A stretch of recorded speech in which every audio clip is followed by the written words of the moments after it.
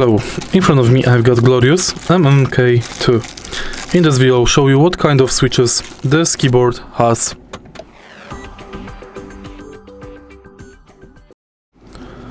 In the beginning, let me remove the switch.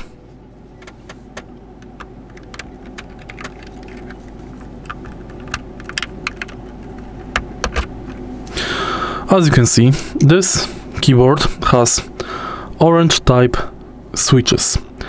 These are called Fox linear. Linear switches move straight down with no tactile bump, giving smooth, fast feel favored by many games. The Fox branding just means Glorious' own factory looped linear switch, tuned to be quiet and consistent out of the box.